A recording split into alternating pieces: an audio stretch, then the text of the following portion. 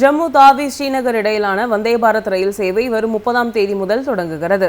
ஸ்ரீநகருக்கும் ஜம்மு காஷ்மீரின் வைஷ்ணவி தேவி கத்ரா ரயில் நிலையம் இடையே வந்தே பாரத் ரயில் தற்போது இயக்கப்பட்டு வருகிறது.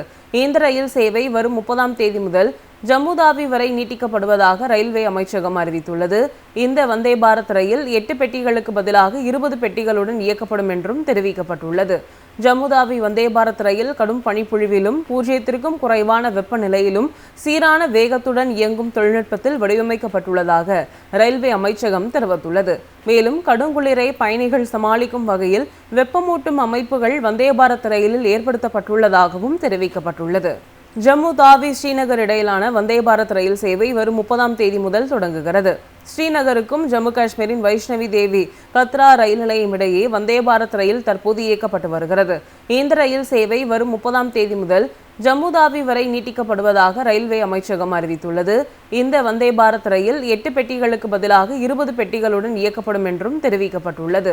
ஜம்மு தாவி வந்தே பாரத் ரயில் கடும் பனிப்பொழிவிலும் 0க்கும் குறைவான வெப்பநிலையிலும் சீரான வேகத்துடன் இயங்கும் தொழில்நுட்பத்தில் வடிவமைக்கப்பட்டுள்ளதாக ரயில்வே அமைச்சகம் தெரிவித்துள்ளது. மேலும் கடுங்குளிரை பயணிகள் சமாளிக்கும் வகையில் வெப்பமூட்டும் அமைப்புகள் வந்தே பாரத் ரயிலில் ஏற்படுத்தப்பட்டுள்ளதாகவும் தெரிவிக்கப்பட்டுள்ளது. ஜம்மு தாவி ஸ்ரீநகர் இடையிலான வந்தே பாரத் ரயில் சேவை வரும் 30ஆம் தேதி முதல் தொடங்குகிறது. ஸ்ரீநகருக்கும் ஜம்மு காஷ்மீரின் வைஷ்ணவி தேவி கத்ரா ரயில் நிலையம் இடையே வந்தே பாரத் ரயில் தற்போது இயக்கப்பட்டு வருகிறது. இந்த ரயில் சேவை வரும் 30ஆம் தேதி முதல் ஜம்மு தாவி வரை நீட்டிக்கப்படுவதாக ரயில்வே அமைச்சகம் அறிவித்துள்ளது. இந்த வந்தே பாரத் ரயில் 8 பெட்டிகளுக்கு பதிலாக 20 பெட்டிகளுடன் இயக்கப்படும் என்றும் தெரிவிக்கப்பட்டுள்ளது.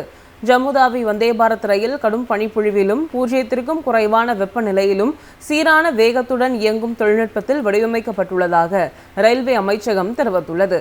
மேலும் கடுங்குளிரை பயணிகள் சமாளிக்கும் வகையில் வெப்பமூட்டும் அமைப்புகள் வந்தே பாரத் ரயிலில் ஏற்படுத்தப்பட்டுள்ளதாகவும் தெரிவிக்கப்பட்டுள்ளது.